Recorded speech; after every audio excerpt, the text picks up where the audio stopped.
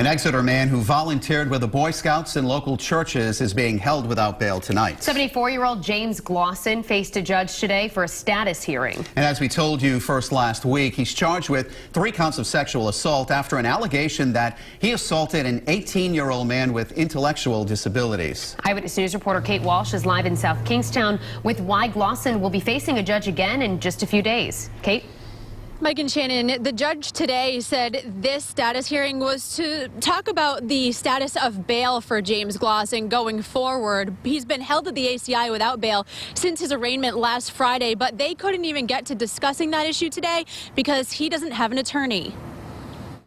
Handcuffed and in a prison jumpsuit, 74-year-old James Glawson was escorted into a Washington County District courtroom Wednesday morning for a status hearing. Eyewitness News obtained court documents showing the Exeter man faces 4 counts of felony sexual assault dating back to March 3rd of 2018. According to the documents, 3 counts involve sexual intercourse. The 4th involves sexual contact with the same 18-year-old man who Glawson allegedly knew had mental disabilities. Investigators could be seen searching Glawson's home on Widow Sweets Road in Exeter Friday, shortly after state police held a news conference saying Glawson was affiliated with the Boy Scouts from 1980 to 2018 and was also a Catholic chaplain at St. John Bosco Chapel at Yawgoog Scout Reservation in Hopkinton.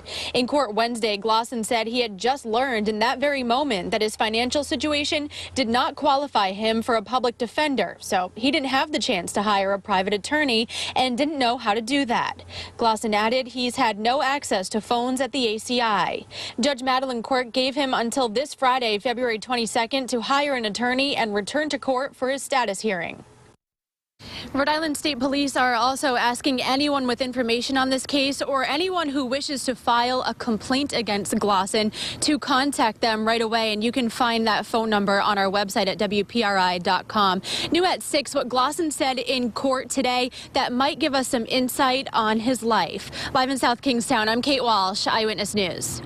Now, on the former Boy Scout volunteer now facing sexual assault charges.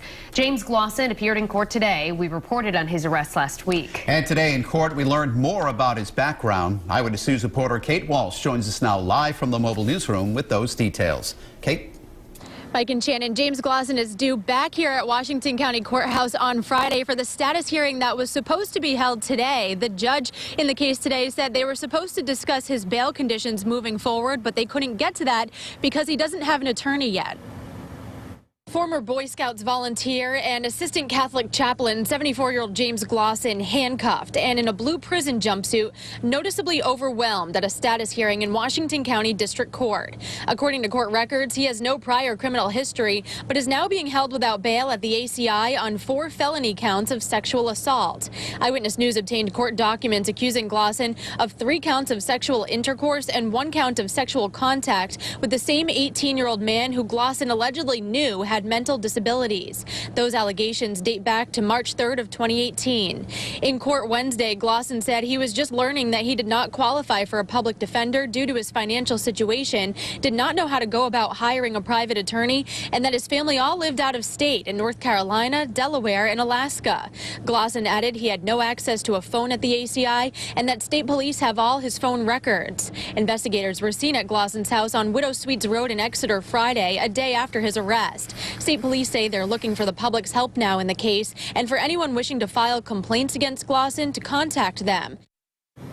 You can find that number to call state police and give them information on our website, WPRI.com. State police also say that Glawson was an assistant Catholic chaplain and was affiliated with multiple churches. The Diocese of Providence said he was a volunteer, not an employee, and they're cooperating with this investigation.